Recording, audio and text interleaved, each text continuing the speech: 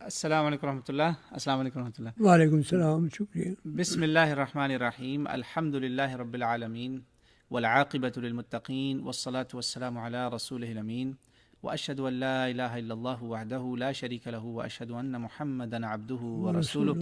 اللہم صل علی سیدنا محمد وعلی آلہ واصحابہ وبارک وسلم. اما بعد فاعوذ باللہ السمیع العلیم من الشیطان الرجیم من نفخه ونفثه وهمزه. بسم اللہ الرحمن الرحیم. انا اعطیناک الکوثر فصل لربک وانحر ان شانئک هو الابتر. بہنوں بھائیو، آپ سب کو میرا ایک دفعہ پھر سلام پہنچے. ہماری تمام آڈینس جو ہمیں دیکھیں گے انشاءاللہ سنیں گے.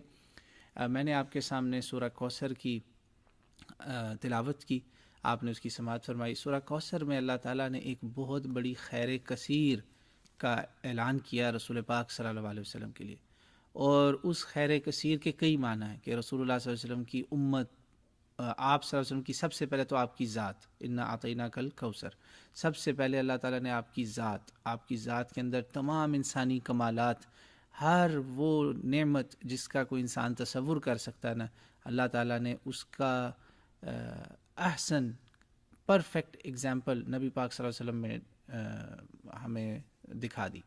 آپ کو ہر طرح کی دینی دنیاوی خوبصورتیاں خیر ہی خیر کوثر سے نوازا، جس میں ہر طرح کی خیر آ گئی.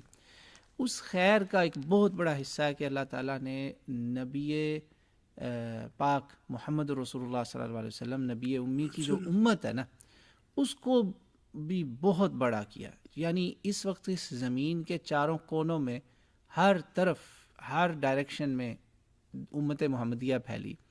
اور جب اللہ نے اس صورت میں آخر میں کہا نا کہ لہٰذا میں نے آپ نماز پڑھیں، اپنے رب کے لیے قربانیاں کریں، صدقہ خیرات کریں، اور انشاءاللہ یعنی بے شک آپ کا دشمن بے نام یعنی گمنام ہو جائے گا، ابتر ہو جائے گا. اسی کے مصداق اللہ تعالیٰ نے اس پوری زمین پر رسول اللہ صلی اللہ علیہ وسلم کی اولاد کو بھی پھیلایا.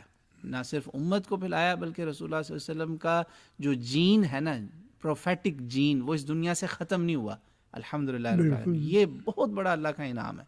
آپ دیکھیں، اگر رسول اللہ صلی اللہ علیہ وسلم کی اولاد نسل نہ بھی رہتی تو اس سے ان کی شان میں کوئی کمی نہ آتی. امت بے شمار ہے، لیکن یہ اگر خدا نخواستہ ایسا ہوتا کہ آپ کی نسل نعوذ باللہ مٹ جاتی، ختم ہو جاتی، تو شاید غیر مسلم گمراہ لوگ اعتراض کر دیتے کہ بھائی یہ آپ کا کیسا تھا لیڈر کہ اس کا کوئی نام نشان ہی نہیں بچا. ایک بات کر رہا ہوں، اعتراض کر سکتی تھی دنیا.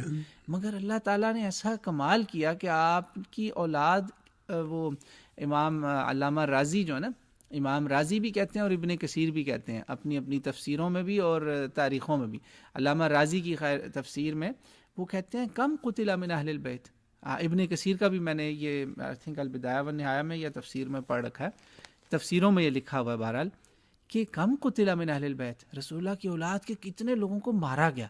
افسوس کے ساتھ کہنا پڑتا ہے اپنوں نہیں مارا، مگر آپ کی نسل نہ مٹی.